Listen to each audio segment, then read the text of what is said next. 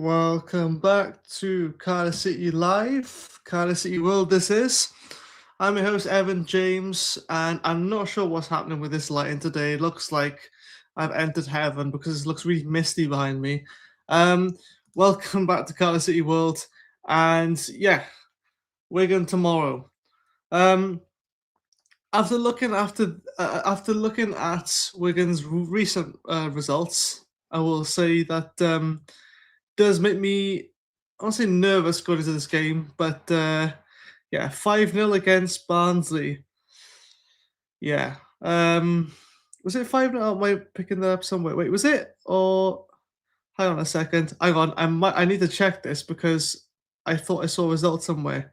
Wait, no, it's 1-1. Oh god, sorry. I was looking at someone's right. Okay, so where I got a 5-0 from, okay. Basically, I was looking at someone's predictions for the game, and it was 1-1, but for some reason I thought it was 5-0. Never mind. It was not 5-0, it was 1-1. So I'm less nervous going to this game now. I'm not playing anyway. Evening, everyone, by the way. Get your comments in ASAP. Yeah, just want to, well, go over a bit of the Wycombe game. And yeah, just have a nice chat. Evening, Cardiff City fan. Honestly, I just have nothing prepared for this, but I do have a few things to say first of all, just to get off my chest. As you sure, I can't even speak. I'm just gonna say it, right? Basically, the Dave Jones interview. Honestly, I think it's really worth a watch. With Simon's doing, and there's more interesting interviews to come in the future with people that we've not done before. And that's including new episodes of Inside the EFL, which will be basically like nothing seen by an independent media creator. And yeah, if you're not already, please do become a member of Cardiff City World because it really does help the channel out. I'm not reading all that off the script. I just feel like I don't say it every live. So yeah, nice to see you. Evening, Paul, as well. I hope you do well, mate. Yeah, mate, I'm not sure. Sometimes I come on lives and I just completely forget everything, and I forget that I exist sometimes. So I mumble and jumble up my words, basically. Play like we did versus Wycombe and take chances. We will tear them apart. See, this is an interesting point we'll come back to. And the man, thank you, Sai. Nice of you to tune in. I hope you feel better soon, guys. I wish Sai well. Hopefully he's not too unwell, but I want to step anyway. I want to get involved as much as possible, help the team out as the team player I am. And yeah, so what you bring up there, interesting, because I think that for large parts of that game, we played really well against Wycombe, but equally, I was just as frustrated because we played well, but yet we still come away with a point. And it is a frustrating thing because I always look at that performance, think like, we're bound to put 3 goals past them.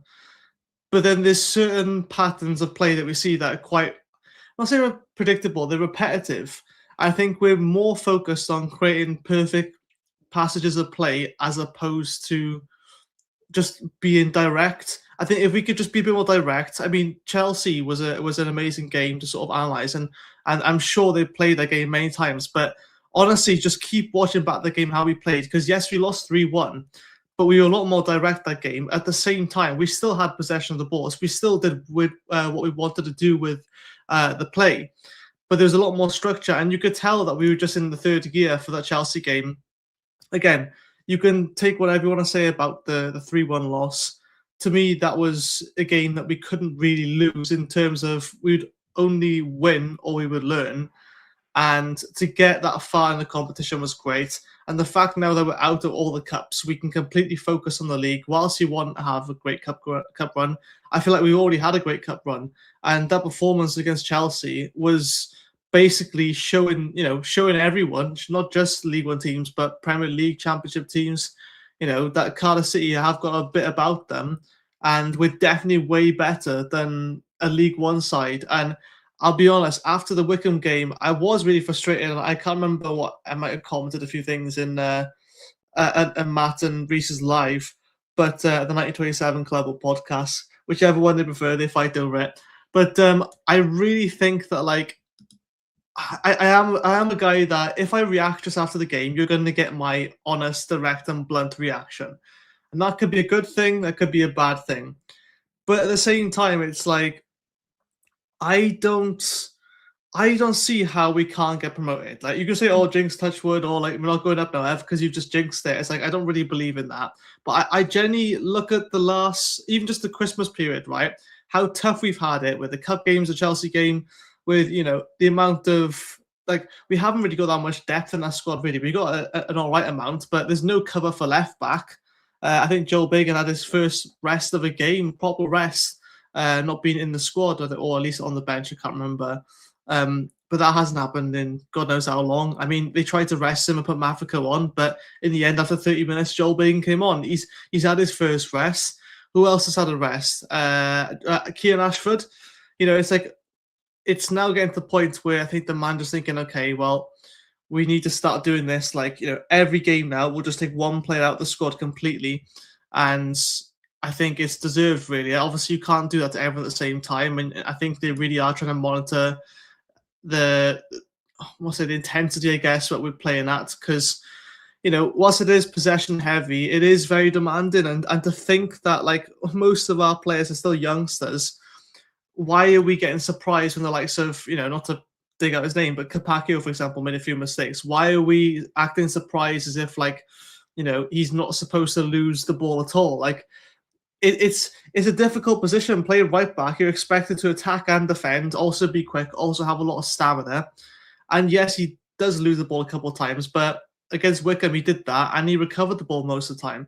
That's why it's important that we do have cover. You have the right wing cover, or centre back that can push over, and you have your Ryan Wintle, your number 6, drop in and become a third centre back. It's having all these plan Bs and plan Cs in place. Now, we are imminent for like some transfer activity, whether it's in our club or not, I don't know.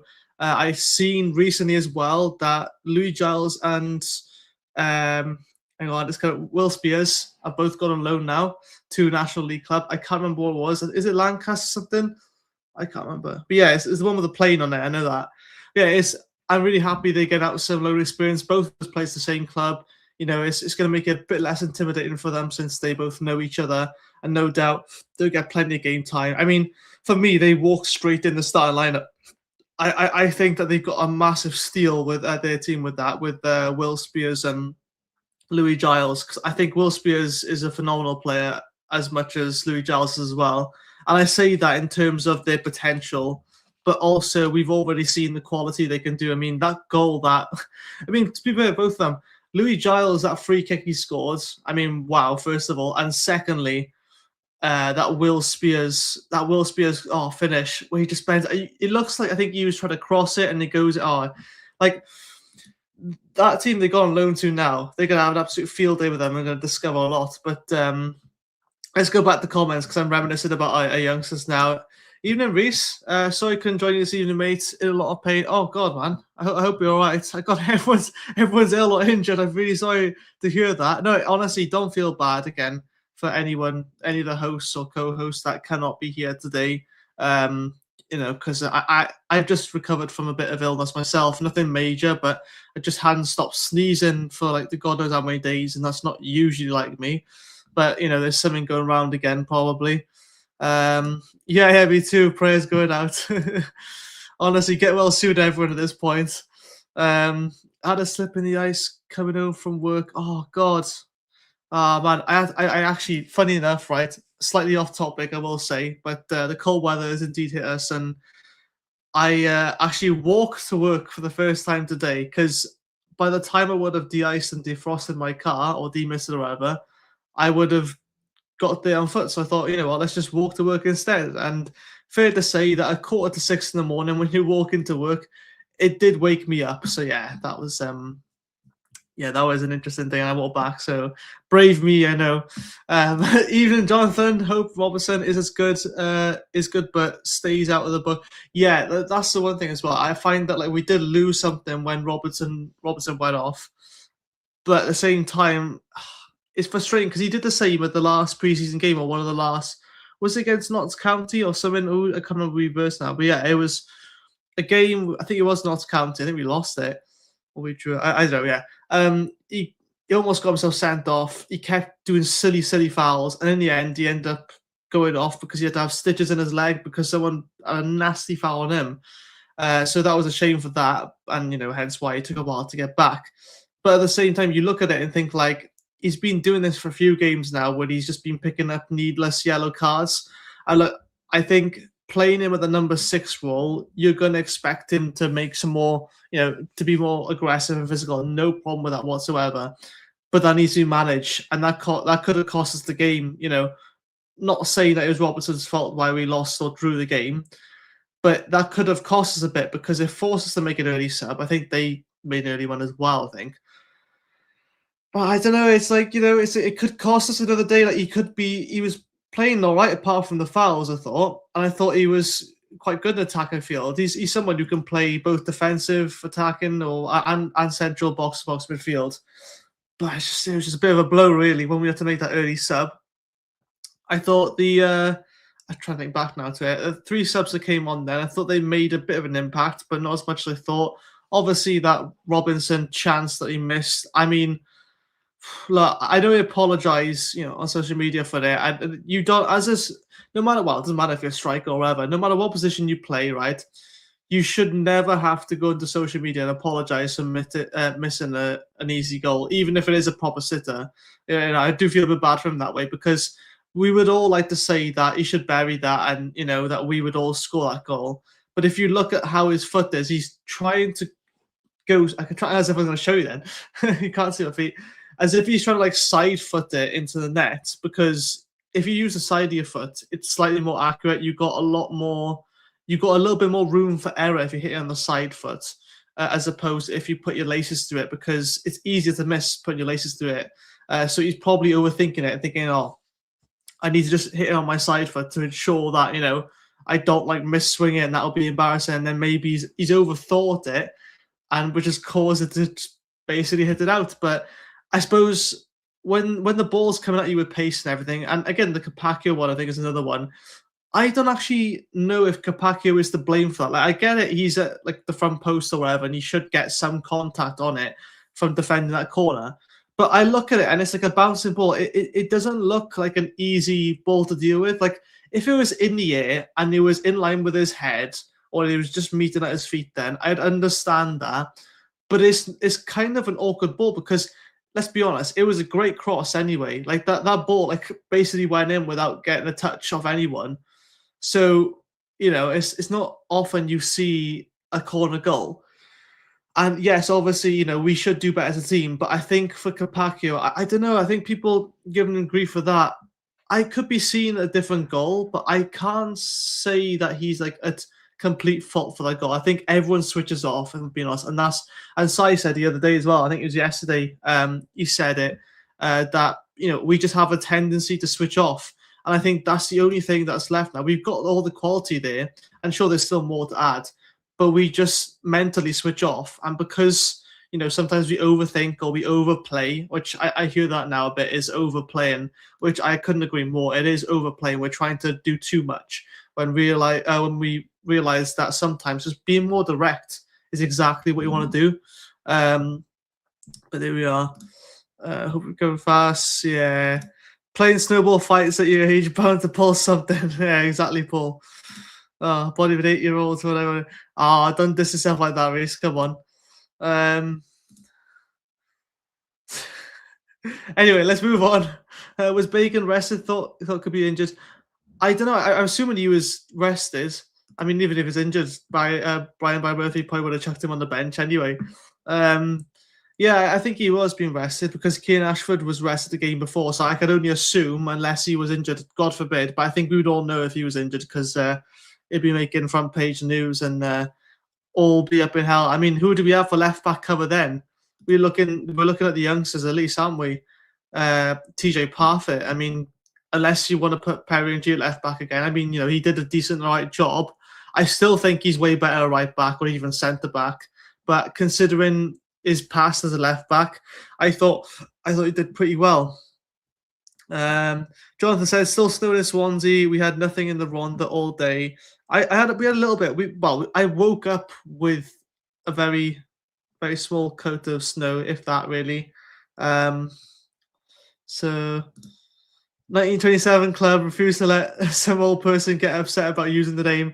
Hey, I did all. I said both to cover all grounds, okay, Reese. So don't slip me for it.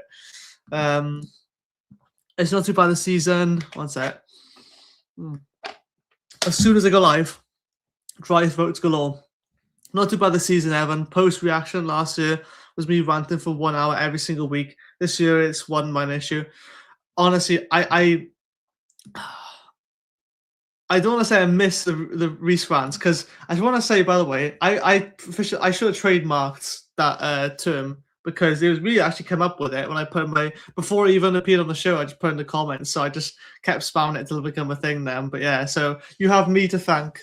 Don't know why I tried to coin that term, but yeah, I obviously, Reese rants now and again can be exciting, can be like get your your venting out. But if I'm being honest, we kind of be nitpicky, I suppose. I think we also said at the start of the season that we're not going to do a full Birmingham. It's not going to be as straightforward as that.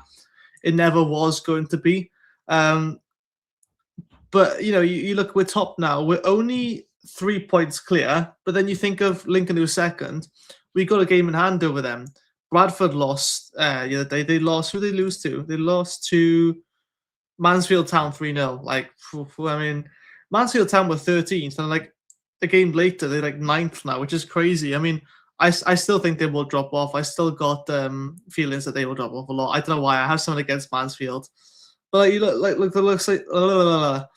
look at the likes of Burton Hove Albion. Why is it? Did I say Burton Hove Albion? It's Brighton and Hove Albion. It's not. There's no Hove in Burton. It's just Burton Albion. Burton Albion a 1 win off 13th, and they're 20th right now. They're just outside the bottom 4. So let's go back. Cardiff City fan says, for me, Capaccio had a good game attacking, but Kellyman was superb.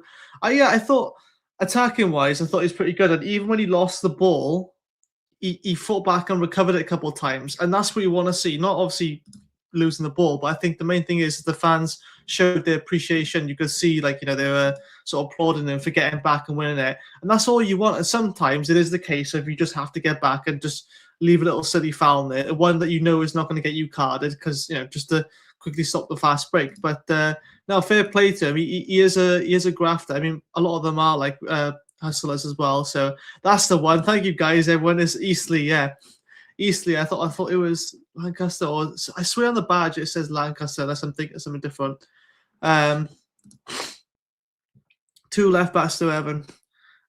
Do you mean the? Oh, I thought Will Spears is right back, unless you're referring to something else. Are they actually? Kieran Evans and James Waite are not there as well, surely. Last thing I heard was Kieran Evans at Newport, but unless he's recalled now, I'm not sure. Giles and Spears come off the bench after 64 minutes in a 2-1 win today for Eastleigh. Oh, nice one. There we are. So they are kind of being chucked straight into it. Yeah, let us know. Let us know if anyone's a stat nerd. Because I usually use FOTMob for everything, which probably isn't the best, most reliable source. Because, yeah. Kellyman starts at number 10 for me tomorrow. I'm not going to read that one. And Robertson should start.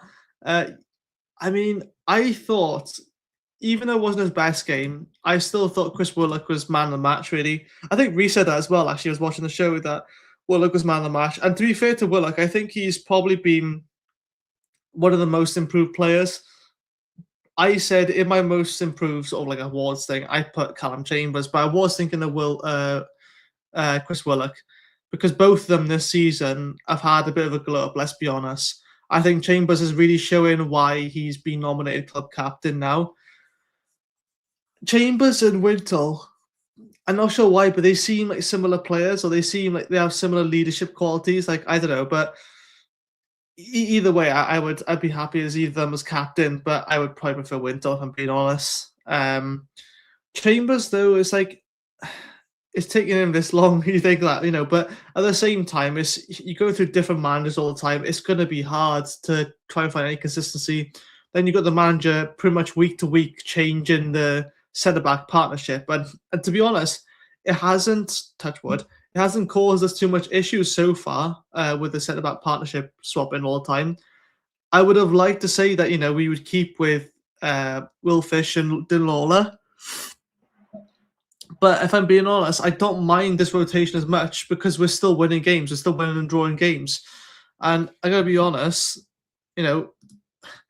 our form right now in the last 5 games isn't terrible. It's 3 wins, a loss, and a draw. And you'd probably take that right now, wouldn't you? I mean, why wouldn't you? Also, you would take more. But there's not many teams.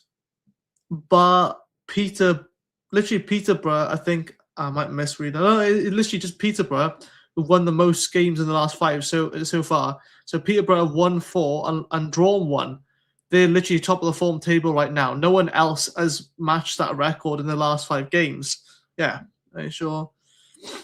Rotherham are going down. Can I just confirm that now? Rotherham just down. I mean, they lost their last 5, but I still think there's they're going down, let's be honest.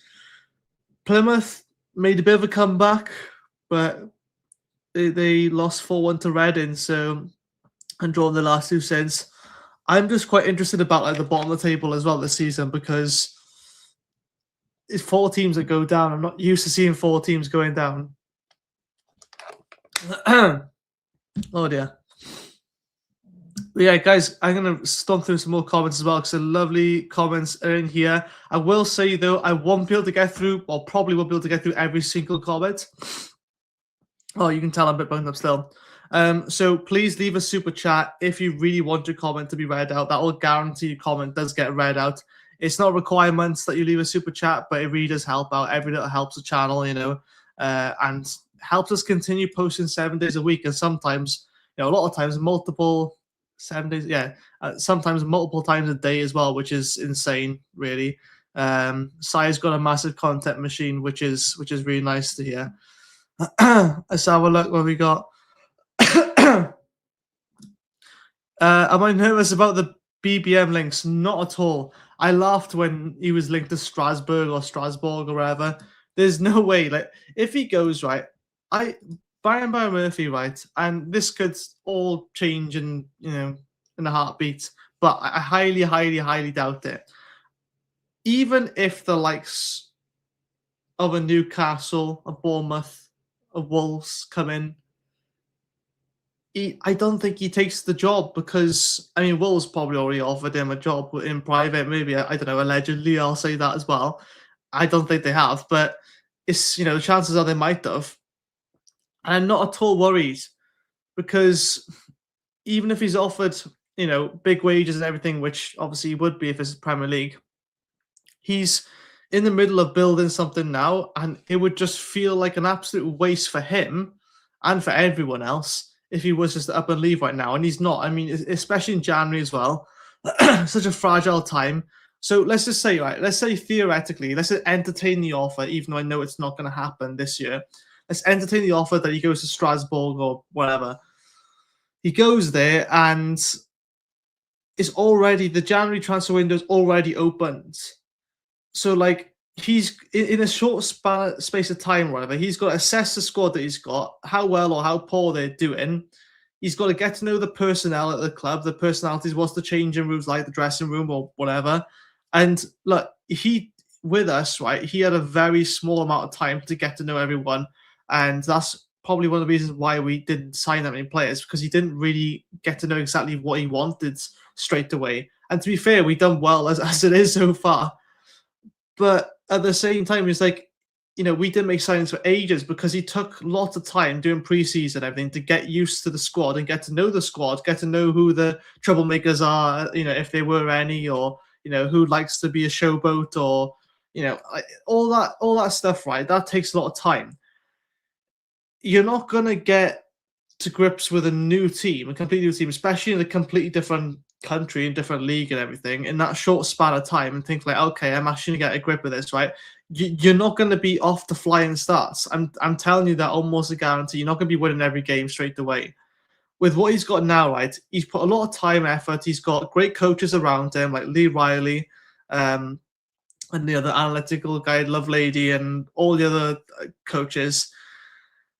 I just think wouldn't it be an absolute waste for him? Now, look, if he wants to say, again, I'm not entertaining this too much, but if he was to go next season and we got promoted to the Championship, again, that feels like, you know, if he was to go elsewhere, regardless of where he went, you'd probably think, you know what, if I stay with Cardiff, I could have maybe got back-to-back promotions with them.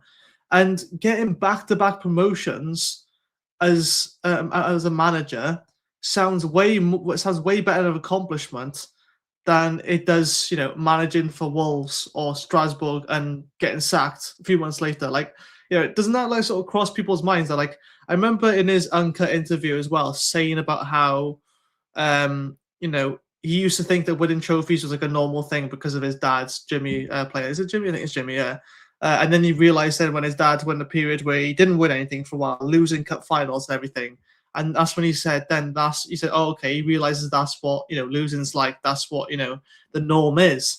So for him, I think BBM's probably want to prove a point for himself. You know, he said he wasn't really the best player ever, so he wanted to get into managerial business early. And I think that this for him would be his biggest accomplishment, not if he manages a big club, but if he manages a smaller club or a fallen giant like us, for example, and achieve great things with that. I think that is a way more wholesome and ambitious project to go for, as opposed to, you know, Brian Murphy was a manager at Crystal Palace for a year or so, but then they had to sack him because the results weren't going his way, or, you know, it's like, just hypothetically speaking, but that's how I see it. I think he sees the project behind this, and obviously he's a selfish gains of wanted to, you know, do something, but I think he also did take quite a bit of time to look at Cardiff as well, and the interview that he had, he really impressed in. So obviously he showed that he cared about the club, about the culture, the history, you know, of the Welsh capital city. I mean, he doesn't give me the impression, long story short, that he would just up and leave. I don't think he's that kind. You know, he's not going to pull a Rob Edwards. Sorry to dig that name in. Let's have a look. Cardiff City fan, mate. Well, thanks for engaging, man. I really appreciate it. Joel Colwell was the easier chance for me. I can't remember that one. I just remember hitting the bar. I think I literally looked away for a brief second before he hit that. But I remember hitting the bar, just rattling the bar, and I was thinking, oh, Christ, could have gone in. But yeah, there we are. You can see Kean Ashford starting too. Fair enough, yeah. I think we did Wigan really good at, you know, the reverse fixture. I think we only won like 1-0, but we tired out, is it Paul Mullin or just this striker, just like, you know, making them run and just tiring them out. It's perfect game plan. And once they're knackered, then we'll attack. And we were just tired out the Wigan, and it's very poor attendance that game. They don't seem to fill their stadiums that much now. They're just one stadium, not plural. No, Osher, please, Chambers and Dylan. Ooh, okay, so I have a thing, right? I kind of sort of like, I did like a ratings thing in the WhatsApp group chat, which if you become a member of Cardiff City World, then you'll get access to. I was posting the chat about the ratings I'll give, and I think I gave Osher like a 4.5 out of 10. And look, I thought if you take away his 2-3 big mistakes, I think you'd give him a 7, maybe 7.5. But as a more senior centre-back, and, you know, some mistakes are really costly. I mean, Dylan Lawler's pass given away to a Chelsea player cost us the goal. And, you know, I felt bad for him, don't get me wrong, and he's 19 years old. You can accept that. What I can't accept, and look, I will give players a bit of grief when I feel like they deserve it, just because I feel like sometimes that's the best way that players learn, is by getting a bit of criticism. And it's nothing personal, but in terms of, you know, the football aspect of criticism, that one chance where he literally basically let the defender or the opposition take the ball off him. He stood off it. I don't understand what it was. The second occasion he did it, he was waiting for the ref to blow the whistle because he thought that someone else was fouled. Now, look, I understand the nature of the game, right, is to dive on the ball with your hand and to get the foul and all that. I know that players do that, and it really annoys me because it's so petty. and he didn't dive on the floor. But the fact that he was waiting and looking at the ref to give, to blow the whistle, to give the free kick, infuriated me. Like, the one thing I hate the most, or one of the many things, to be fair, I hate about, certain players' sort of tendencies is when you're waiting for the foul to be given. Another thing is when they take the ball in the corner, they just keep it there. I don't care if you're just trying to play out the last few seconds. I'm not a fan of it. It looks ugly. Like, it's like, you don't just, like, if you're winning the game with darts and then it's the other person's turn, you don't just run up to the dartboard and cover all of the board, do you? It's like, come on. But I'm getting off track now. But in terms of those two mistakes that he made, I don't see what his thought process is behind that, and pretty much letting the opposition take the ball off him, even if he expects a foul to be given. You play until the whistle, and you never assume. It's like, to me, that I can't understand that. What I will say is, though, if you take out those 2-3 critical errors, I think he had a good game. Like I said before, though, it's like, one mistake can be costly, like the Chelsea goal. Unfortunately, like, again, I'm not going to give, like, Lawler any stick for that, but I'm just saying that's what happened. It's a nightmare error to make, and sometimes it does happen, because I've been in those situations. Don't worry, I believe me, I've been there.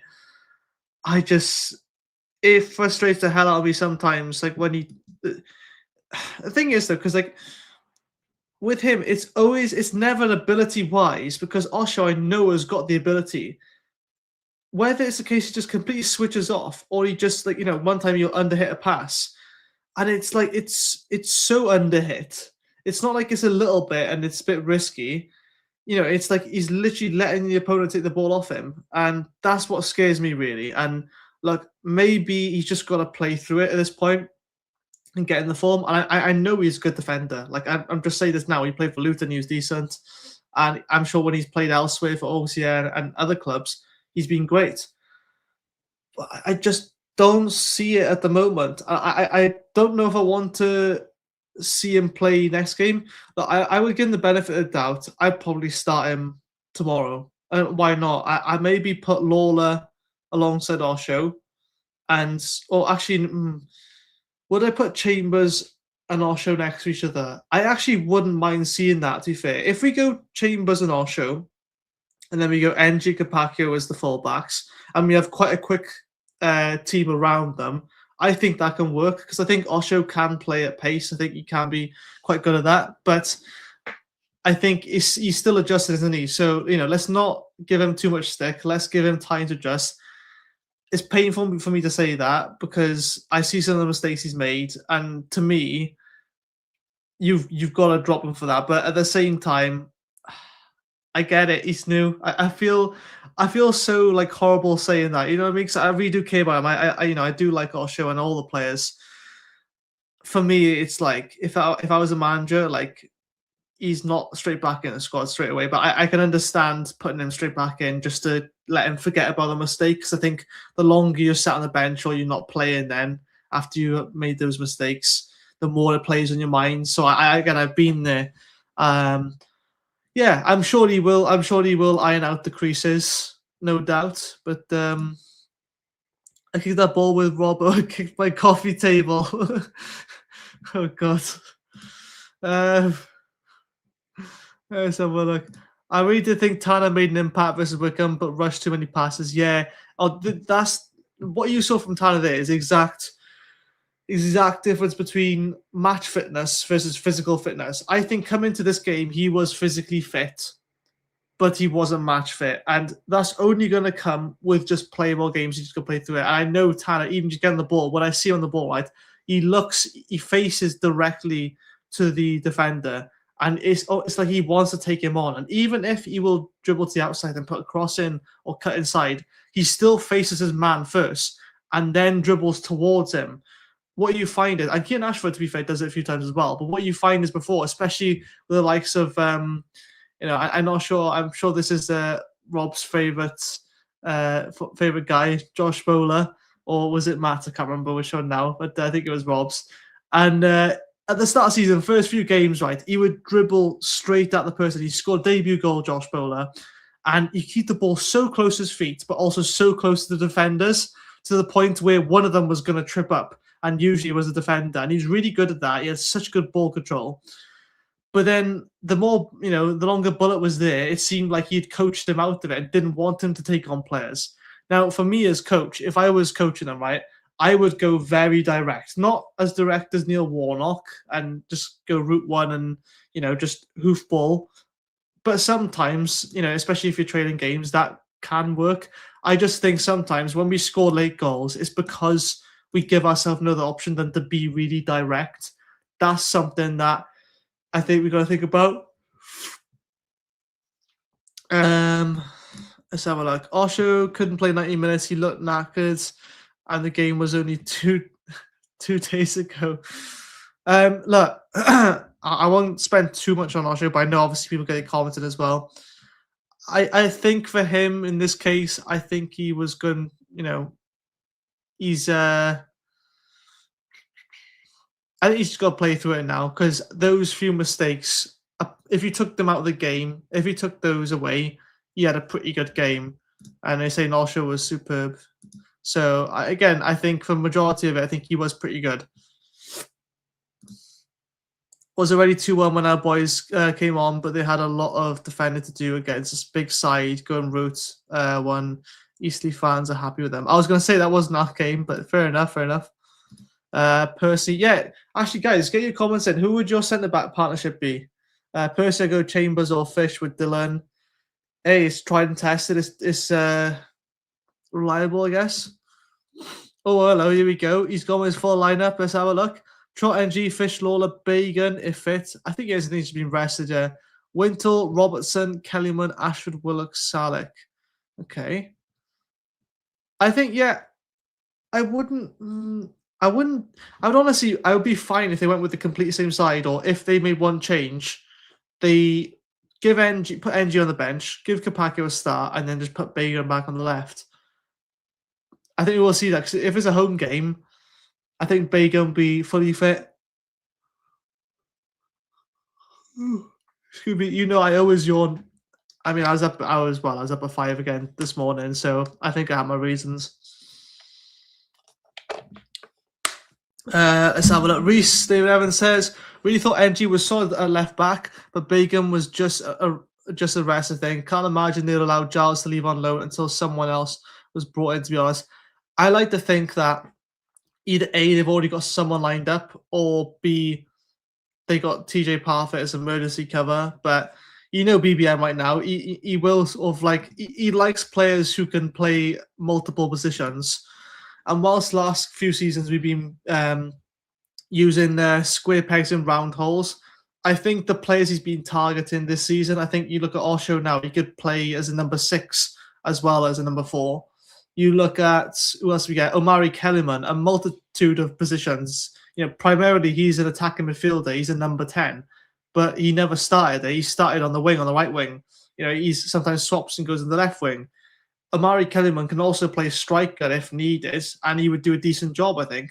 I think at parts in the Wrexham game, he was more or less up front, or at least he was that second striker, advanced playmaker, because you saw him in the middle a lot and quite attacking, let's say.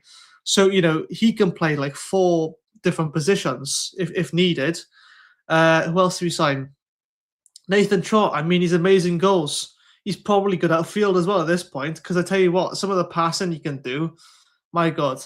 I mean, I would like to see a few less Cruyff turns and just kick it up there. But to be fair, he does a mix now. Before, he would just pass it from the back. But I like how he does sometimes go long. And he's really accurate with his long kicking as well, which is nice to see. Please, let's get promoted. Oh, my God. I want him permanent, please. Even in the Championship, can you imagine Nathan Trott? Nathan Trott will be even better in the Championship, because he's coming against strikers who are going to be much better, some of them ex-Premier League strikers. So, I think if we go up, there's only positives to keeping Nathan Trott.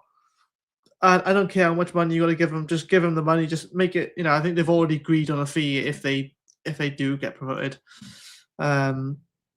Let's have a look. I'm going to scroll a bit through the comments, guys. I'll try my best. Graham, evening, mate. Let's go. Let's have a look. Trot, Energy, Fish, Lawler, Bacon, Capaccio. Capaccio in the wing? Oh, Kellyman wing. Robinson, 10. Wintle, Davis, Salek. Oh, okay. It's quite a fast lineup you got there. Very mobile. I like it. Robbo plays where? I love him floating around the centre midfield. To be fair, this is going to be really interesting and bold claim. What would you guys think, right, of Robinson as a box-to-box? Oh, no, I've offended people now, haven't I? If you put Robinson as just a traditional centre midfield, I think we see a lot more of his ability come out. Obviously, I think he scores less goals, naturally, but he will create a hell of a lot more. I think right now, for him, it's very frustrating, probably for fantasy as well as himself, how he can't get the ball in the middle that much. Like, very rarely. I mean, teams in League One, man, it's 5 at the back all the time. It's a 5-4-1 or it's a 4-5-1 formation. It's so hard to penetrate through the middle. And obviously what we're doing is, doing that wing rotation, trying to disorganize the defense. But I think it gets frustrating sometimes when you're playing attacking midfielder, your back's to the goal, and you're just trying to look for pockets in the middle. And, he's done pretty well for the times he does get the ball, but I can only imagine it'd be really frustrating, even for the likes of Ruben Colwell. I think Ruben Colwell is someone who will see the ball kind of more open body, so he's more facing the goal. But I wouldn't be against it if we just try Robinson in one game, Callum Robinson in midfield, not attacking midfield, but just centre mid. Maybe then you got Alex Robertson at attacking midfield, and then you go with a Wintle then as your defensive midfielder. That's a very mobile and quite agile midfield there.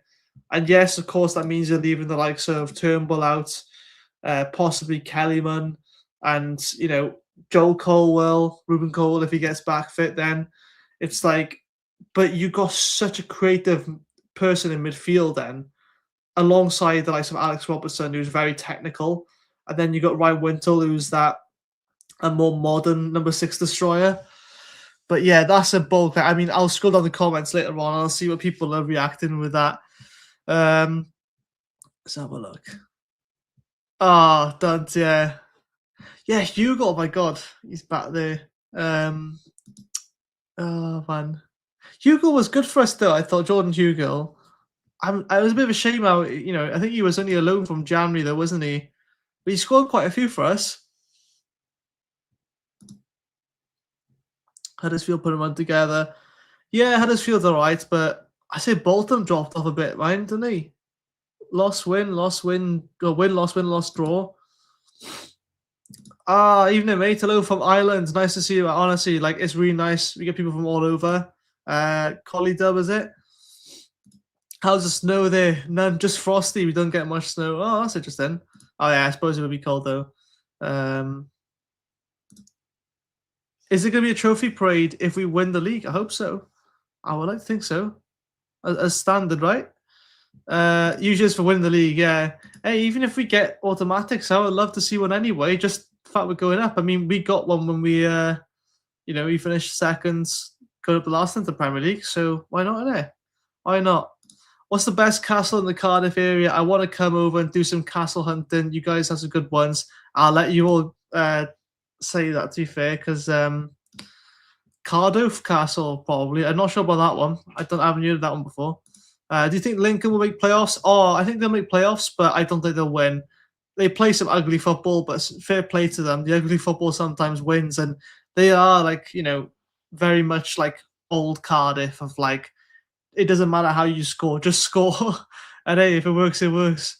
Big Castle guy myself, he says, do some every summer. Highly recommend Caerphilly Castle. Yeah, to be fair, it's good. Even as a trebuchet in the grounds. I hope I said that right. I'm not good at stuff. Got any names you'd like to see us go in for, Evan? Usually football stats. Yeah, look, I did. Oh, let me see if I can find it. I don't know if I I had a list. Cardiff. Let's have a look. Transfer targets. Bear me 2 seconds. I might have transfer shortlist. No, I don't know if I can find it. Shortlist. Oh, I do actually. Okay, so if I'm looking for, who did I go for? Oh, this Adam Phillips geezer. Let's have a look at him quick. To be fair, I would be looking at Barnsley right now, and my favourite team, Burton Hove Albion. So Barnsley have got this. Let's see how look. Let's just refresh that to make sure I got it. Adam Phillips, right? So a while ago, I saved this guy. Adam Phillips is from Barnsley. He's 27 years old. What is he? Is he a winger? I can't see. He's an attacking midfielder, but he can play like a number of different positions. He's played 19 games, 3 goals, 3 assists. So nothing, amazing. But this was back when we had Tanner Ridgely get injured, I think, and I thought of someone to add some depth. However, 1st of Jan, so literally New Year's Day, he scored a match rating of 8.1. So I think he was man of the match, I think. Yeah. So he's been quietly like putting in solid performances. He doesn't get a lot of game. He gets a right game time, but here and there. So Adam Phillips is someone I quite like the look of, because I do a bit of scouting myself sometimes. Who's the other one? Charlie Webster. I would look at trying to sign him, but now it's like you've got Joe Colwell and you've got everyone else. But Charlie Webster is the reason why Burton Albion, or Burton Hove Albion, should I say, why they're doing all right. I think without him, they go down. I genuinely think without Charlie Webster, I genuinely, to this day, I still don't know how he's at the club. Is he on loan? I think he's gone a permanent. I don't think he was on loan from Chelsea. I think he got sold in on a permanent possibly. But I think he's a really good box-to-box, and he can score as well. I mean, he scored against us, but he's got, the finisher of a championship striker as a box-to-box midfielder in League One, which is insane to me. And he's got absolute bags of energy as well. So Charlie Webster would be something I would be looking at as well. However, can he do it in the Championship? I think he probably could with the coaching of Brian Barry Murphy. Do I think we'll get either of those players I mentioned? No. And I wouldn't be too disappointed, if we weren't to get them. The other guy, and I know Reece David Evans said this as well, Dominic Ballard from Leyton Orient, their striker. He's only 20 years old. Let's have a look at his stats quick. I'm not as much of a stat nerd as I used to be, but I am recently. 18 matches, 11 goals, and 2 assists. You cannot say that you would be unhappy with that record so far. If you say, like, at the end of the season, how many games is there? What, 42 games? Or how many? 24? 44 games? I don't know. I know. 46 games, is it? Or I can't remember. But if at the end of the season, say 46 games, I'm pretty sure it is, and he scored you 20 goals, I mean, you'd be happy with that. He scored 11, and it's only been 18 matches.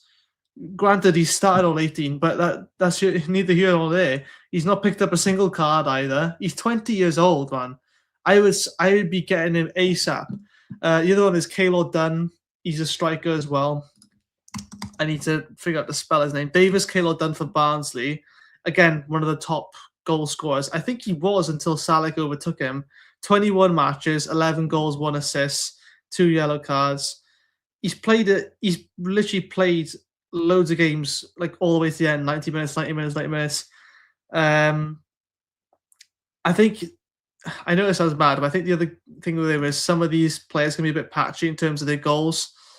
I think Caelor Dunn scored quite a few at the start of the season. But yeah, those names I just said there, like, just, maybe have a look at them, just see if they're any good, because Caelor Dunn seems to be like always scoring. And I think even though you're going from a League One club to a League One club, I don't know if you would turn down an option to go to Cardiff. You probably look at us thinking, okay, well, Cardiff City clearly going up and Barnsley aren't. And is the top goal scorer. Would he fancy a move? He's just got to know, and whether it be him or anyone else, that he's not going to be starting. Like all those players I said right now, they're not guaranteed starters. They're your rotation players, possibly starters in the future. But I like looking at like younger players who would were a bit too good for the club. One more I will give because you got me a element now. Speaking, where is it? That Lewis Wing. I mean, I think everyone's heard of him from Reading now. 23 matches, 7 goals, 4 assists. But ignore the stats. You look at his performances and you look at his match ratings 7.7, 7, 9.3, 7.5, 8.1, 7.9. It's like he's consistently getting great performances and he's such a good dictator of play. Mind you, Lewis, he's 30 years old. I thought he was a youngster. Yeah, he's like Reading's number one, basically. Not keeper, but like number one player. So, you're probably forking out a bit more money for that, even though he's in his 30s. I don't know, if you're looking for a bit more experience, Lewis Wing will be a solid option to go for, especially if you got tired legs and everything, and man, you put him out and just run riot. Oh my God, the time's go by fast. I'm just getting carried away now. But yeah, thanks, John, for the comments. Let's have a look. What else we got here today? Hey, Reese Lasky, evening, buddy. That's both Reese's here tonight. Reese knows ball. Yeah, she does. Which one? I know history, but try using that to. Okay. Exactly. Find one that likes football, Reese. That's right, Jonathan. Let's have a look. I think Osho was good for 16 minutes. Looks strong and fit as he's been a while with us. However, not sure if it was tired mind after 60 minutes. He sort of switched off. Lawler and Fish too good there. I think when you compare him to the centre backs and look how seamlessly they fit into it, albeit they have their little mistakes as well. I mean, you can, a couple games ago, months even probably, Will Fish switched off completely for a corner. So that was the thing. But hey, you can look back to just as far as preseason, albeit they were just new then. Fish and Lawler, I can't remember who said it. I don't think it was a host on here. I think it was a different channel or something. Fish and Lawler in the preseason friendly, an early one, they both went for the same ball, basically just clattered into each other and then conceded because of that. So, everybody makes these mistakes and all these howlers, they do happen. It's just, it's the game we didn't want stuff like that to happen against Wycombe. But hey, we come up with a point. Could be a lot worse. People giving the lineups as well. Go on, let's have a look in. Trot, NG, Fish, Lawler, Bacon, Wintle, Robertson, Kellyman, Davis, Salick, Willock. I might have read these out already, some of them, I don't know. Bluebird, FC11 says Trot, NG, Lawler, Fish, Began, Robertson, Turnbull, Kellyman, Davis, Ashford, and Robinson. Okay.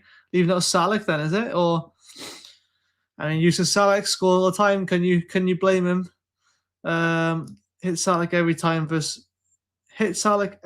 versus Wycombe. I think you mean like to play him, I guess.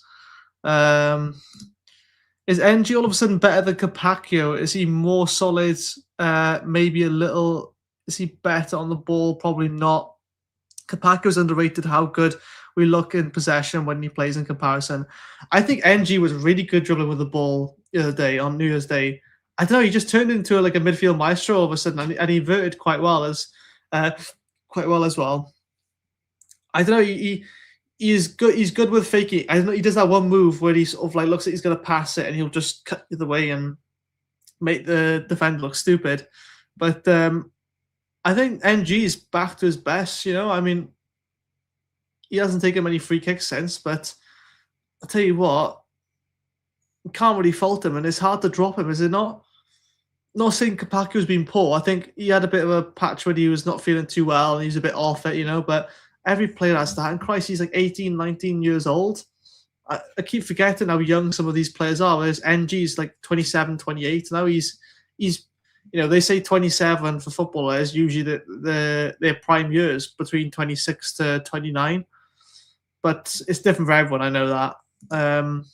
Osho was quality against Wycombe. Yeah, I say this, again, I wanna say I think he was really good, but those few mistakes were almost costly. Let's have a look. Christ, guys, thanks again for your comments. And again, I'm trying to go through as many as possible, but we've got literally like 4 minutes to burn here. I might run slightly over just because, and to be fair, I think I was a bit in there. Tanner won't be ready to start yet. He'll be an impact sub. Yeah, I don't know. I think He's not fit yet, is he? Let's be honest. He's decently fit, physically fit. Like, he doesn't look like he's just come back, as in, like, when Mari Kellerman first started back, when he first started with the club, you could tell that he was not fit when he was given like 10 minutes at the end of like, the extra game or something. You could tell he was miles off. And even now, I still think he's still got, he can get fitter, like every player can, obviously, but I still think he's probably like 85% there, but he can give us a lot more now. And I think Tanner's at the point where I think he's like 75% there, where he was being aggressive. He wasn't afraid to make a challenge and, win the ball back as well, being aggressive and almost pushing the guy off like the ball. But I still think, it's the first game back. He had about a good 12, 13 minutes or so. And yeah, we just got to be patient, haven't we? Literally there, Cardiff City fans says, yeah, waited ages for Kellyman to get the team. You won't be. I think Kellyman was, like I said, there's a bit of different gravy though, because I think Kellyman was someone who just come back from like injury and hadn't played football for a long time. Even though it was unfortunate, fortunately with Ollie Tanner, advertising boards only seem to keep you out for a few months at best. Nearly crashed my car in disbelief in Jim Robinson to be played in midfield. You've been drinking, Evan. Oh, JT, man, please, I hope I'm never liable for something like that. Christ. No, like, look, I'm just saying, like, there we go. We caught up with the comments now. I'm just saying, like, try it. Like, I am a trier, guys. I'm literally a trier. If it's suicidal to put in midfield, why not just try it once and see if it actually is going to ruin us? Look, I'm not saying I want to throw the league away, but we've got the quality in this team. We are miles better than 90% of the teams here. The only teams that I see us causing any further trouble are the three teams that are just below us, which are Lincoln, Bradford, and Stockport. If I was to look at one of the lower down teams, I would probably say, I don't know, the only team I would say is probably Peterborough right now, because they go on a really good run. Like, don't get me wrong, like, they were awful. First game of the season, they were awful. But now they've got Luke Williams in, the Bristol Airport manager. It's like, I think they do really well. They probably look at CVs at British Airways a lot more, shouldn't they? So, here we are. Let's have a look at the transfer thing. Trebuchet or whatever. I can't remember what the word was now. Be nice if there's a Cardiff City World spot if there's a bus parade. Honestly, that'd be nice. In the future, maybe. We'll have to get a few more promotions first, I think. And I think our channel is getting quite well known now. I think there's so many different Cardiff City podcasts, which is great to see, But hey, we got a big competition, but not many of them are posting every single day, multiple times a day, are they? So hey. Yeah, if you can't play Robbo at 8, he doesn't put a tackle in. I don't know about that. I think you force him. If you play him at number 8, he hasn't got a choice. He hasn't got a choice but to start tackling. But that's one aspect of being a midfielder. But I would know that if you were to put Robbo in like a number 8, hypothetically, just entertain the offer again, that first of all, you'd have to step up his defensive game. But secondly, I do think he defends anyway. He's just defends at the front. He presses. It's a different kind of defending at the front. You're not going to win. You're not going to make many tackles when you're, playing attacker, midfielder, or striker. You're going to be pressing the keeper, pressing two centre backs. There's a lot of running. So I think there's a myth that he doesn't defend. He does. He will tackle. If you play, and look, and obviously you never want to see this. If you play Callum Robertson at centre back, he is going to focus more on defending than trying to score. Like, let's be honest. I mean, he's still probably trying to score, if I'm being honest, but you understand what I'm saying. Passing ability isn't as good as his shooting ability, getting close to the goal. See, I disagree there. I think his passing ability is really good. I just think sometimes, especially in League One, it is more difficult when you get barged about all the time. And I do think other players don't have the same reading of the game that he does. He has the experience, whereas the youngsters don't yet have it. He can play at a faster pace. He can make loads of tight passes. And I do think that he is a really, probably one of the most talented players at the club right now. probably is the most talented. I say Callum Robinson. And look, you can say Yusuf Salek, he's the best goal scorer. Fantastic. Yeah, I say we have so much talent in the squad. But you cannot deny that Robinson has played at the top level, at West Brom, albeit, but he scored goals against Chelsea and all that, and he's played in systems that are much higher level than anyone else has played yet. I mean, you could say maybe Callum Chambers is the only one that comes close, but we've only just started seeing from Callum Chambers. And again, a centre back is very different to an attacking midfielder or striker. But yeah, it's like, we've had a couple of players in our squad who've actually played at the top level before. So naturally, you would expect them to kind of bend into different shapes, really, wouldn't you? Can't be looking at League One players when we're going for promotion. Again, I think I get what you're saying, but I disagree, and I love disagreeing with people, not just for the sake of it, but I think some people, right, when you bring them up a level, some of them just take to it like a duck to water. You think of it now, right? We're using pretty much all our youngsters, with the exception of a few like seniors. You cannot tell me that, if we stayed up and we were to use a bunch of our youngsters, that you would be disappointed with that. You'd have been in riots about it, because for so long in the Championship, we've been screaming to everyone, play the youngsters, play the youngsters, play the youngsters. And then, we get annoyed when the manager says, and rightly so, that they're not ready. Okay. Well, how come all of a sudden in League One do they just suddenly get chucked straight into the first team? Dylan Lawler, Ronan Capaccio, Kieran Ashford was already there, to be fair. Joel Colwell, and like all these players all of a sudden come out of nowhere. Before they're either on loan or they weren't anywhere to be heard of. Louis Giles, Will Spears, Axel Donsev, I think it's Donsev I pronounce.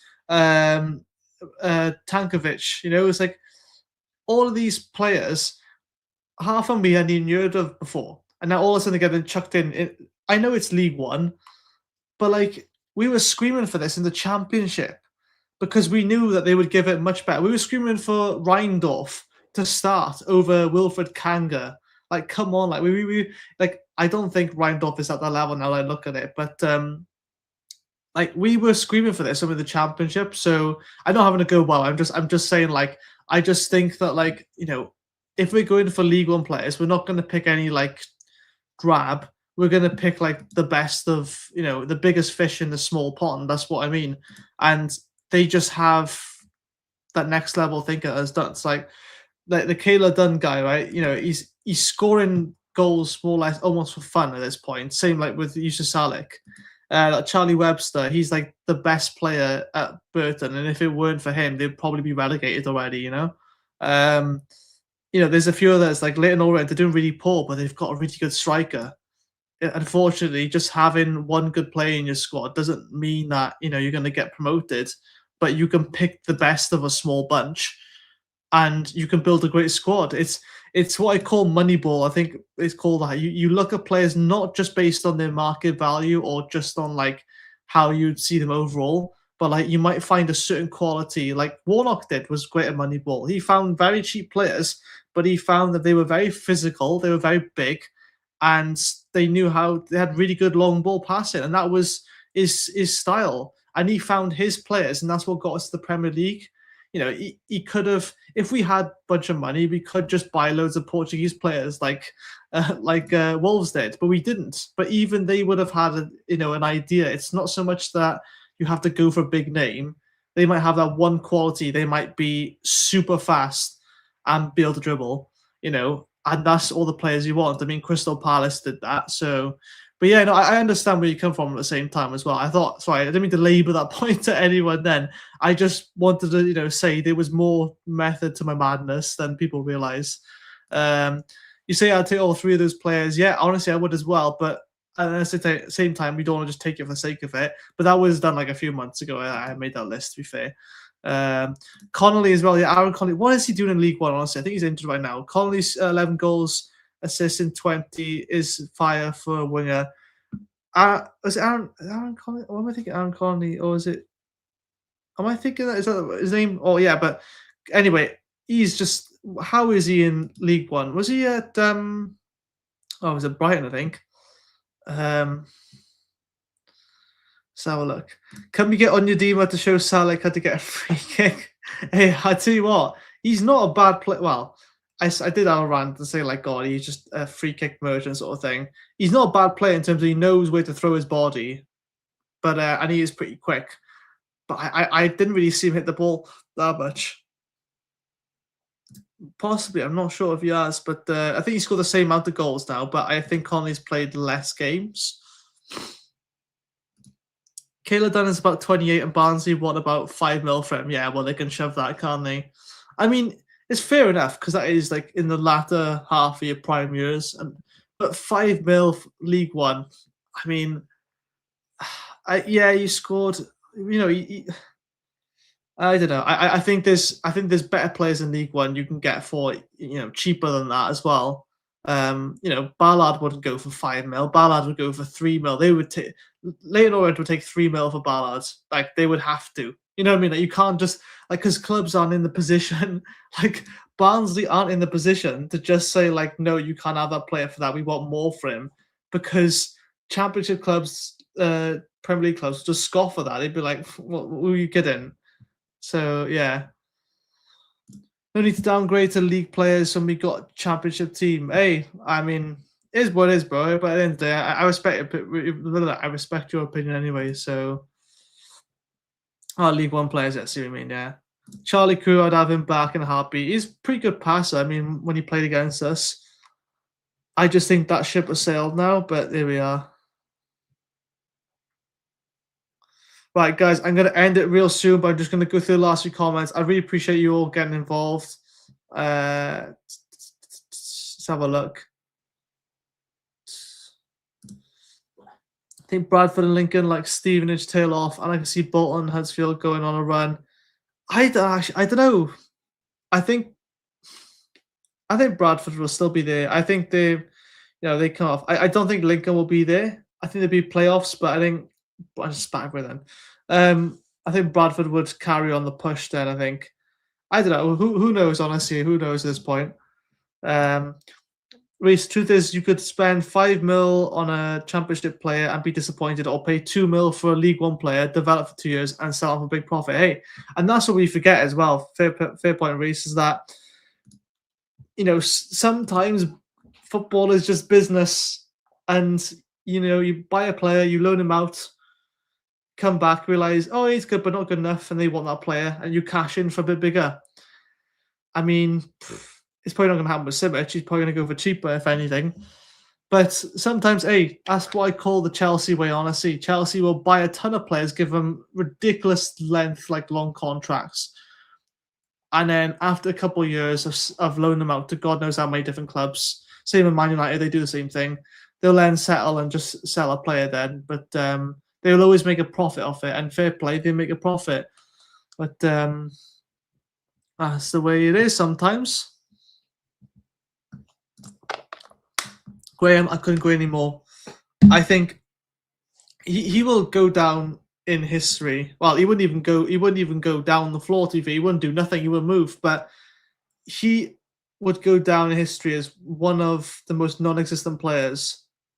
I would say I'd have a statue of him outside of Cardiff City, but I think I'd just have him stand there because that's all he was. He was literally a statue when he played for us. Oh wait, did he play for us? I don't know if he played for. He just stood on the pitch. I thought he was a pitch invader. Oh, honest to God, right? I'm never one for personally attacking players, but it's not even like he didn't want to be there. I've never seen someone do so much of nothing in my entire life. Even Kenwyne Jones did something like I can be honest, I watched Kenwyne Jones play a few times. He just jogged around the pitch for a while, but then occasionally you just score a goal out of nowhere. You know, Ike Ugbo did way more than Kanga. Christ alive. Oh my God. I mean, clearly, I know we just got to say like, oh, it just clearly didn't work out here, but he must have been held against his will playing or something. I genuinely have no idea. But yeah, I don't want to rant about Kanga. Jesus.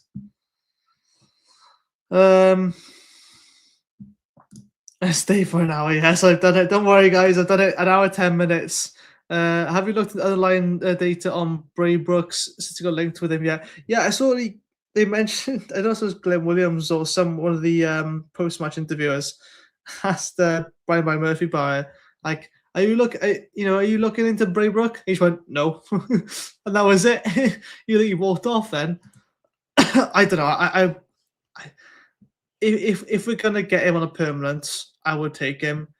I'm not taking him on a loan. You know what I mean? Like, no way am I taking him on a loan. I don't care how good they say he is. Nah, he's a Leicester player, and if he wants to come to our club, he's coming on a permanent. Because if I'm being honest, sure he's a decent player, but I don't think he's that good. It was a Newport, wasn't he? So yeah. Oh mate, I don't know. Honestly, I don't know if we made any profit. If I'm being honest, even Tom Sang, I think we let go on a free. I think that was criminal, really. I mean, was it a free? I think, but he went to somewhere else, Newport. No, he went to Port Vale. Yeah, I don't think he's still there though. Can't remember if he went to Northampton for a bit. If McGuinness was worth 11 mil, what's Dylan worth? Well, I can tell you what, he's worth at least 20 mil and a newsagent's pick a mix. That's minimum, at least 20 mil. I think he will go for about, I hate to say it, I think he will go for about 16 mil.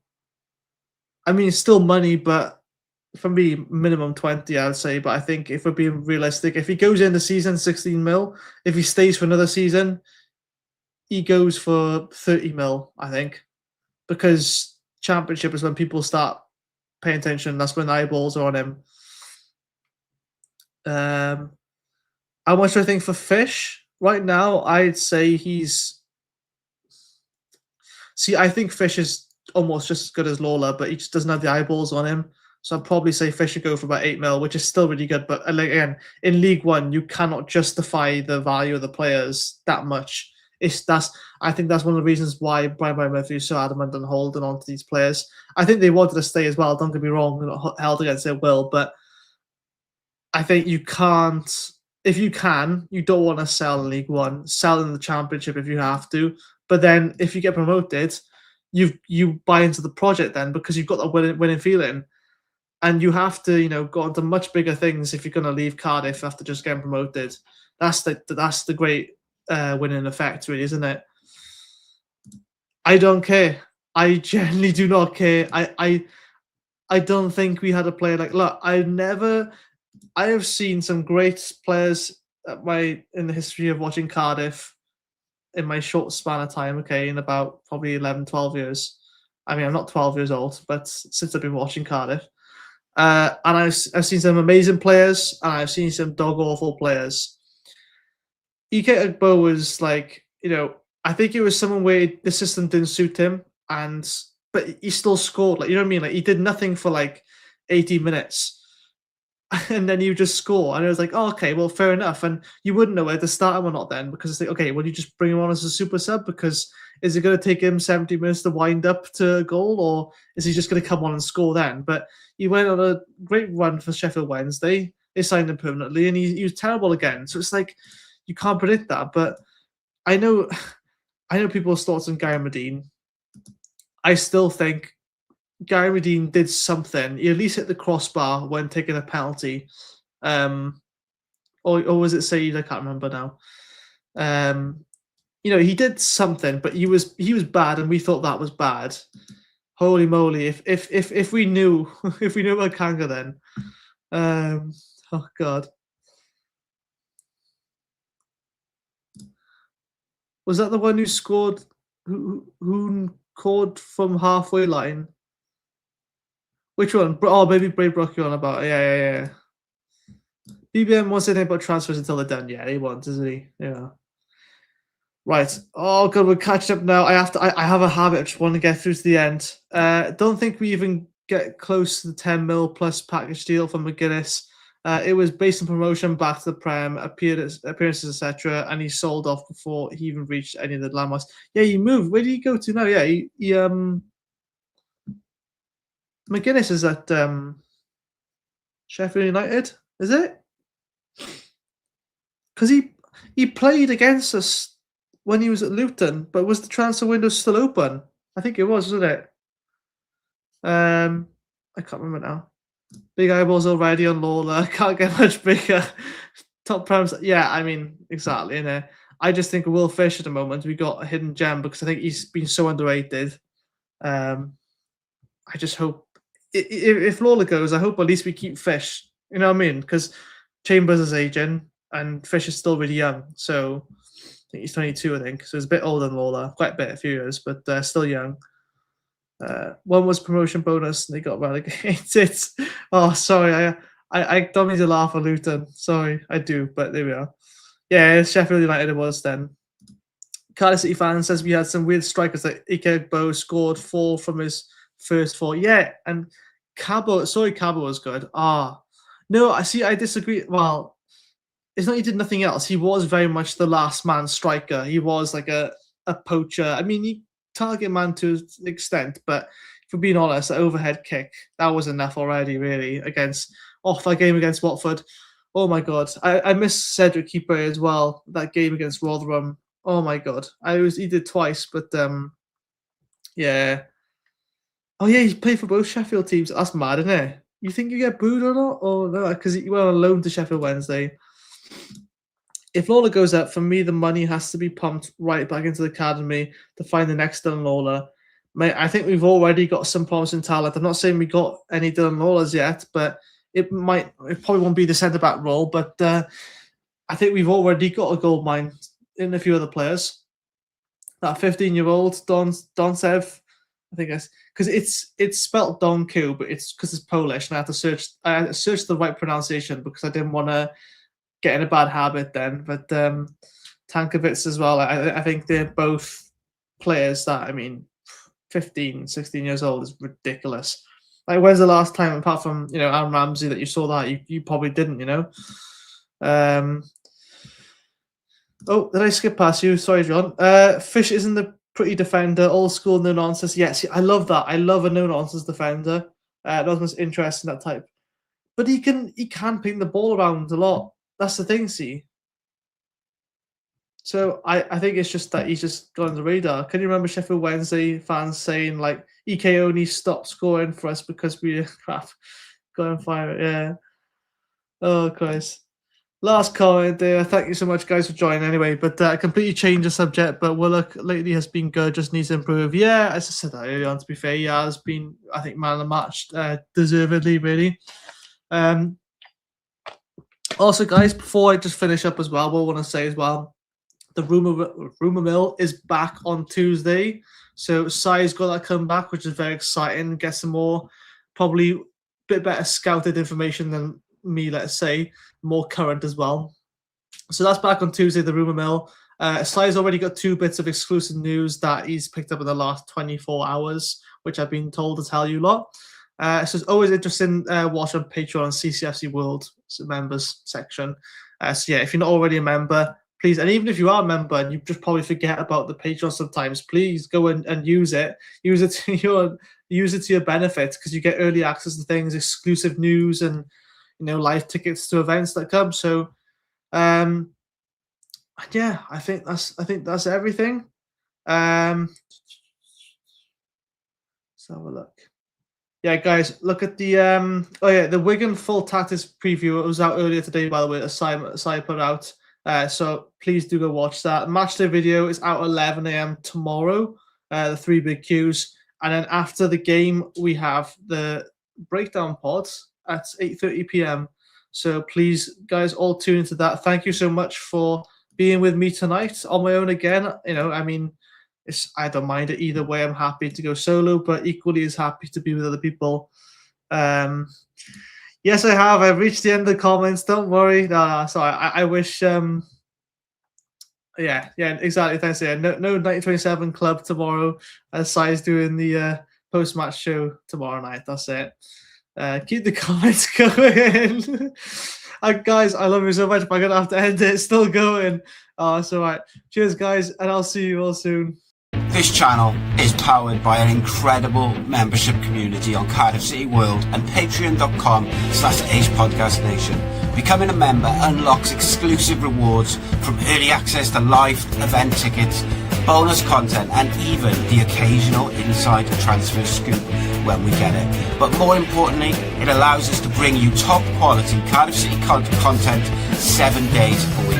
Across those 7 days, we're talking match previews, exclusive interviews, instant match reactions, the breakdown podcast, tactical deep dives, the spotlight series, Bluebirds Rewind, Academy Focus, and just so much more. Led by myself, backed by an army of passionate Cardiff City fans, this is content created by fans for fans. Balanced, professional, and 100% all about the club we all love. If you enjoy what we do, then join the community today and support what we are doing as we help to keep Cardiff City World flying high.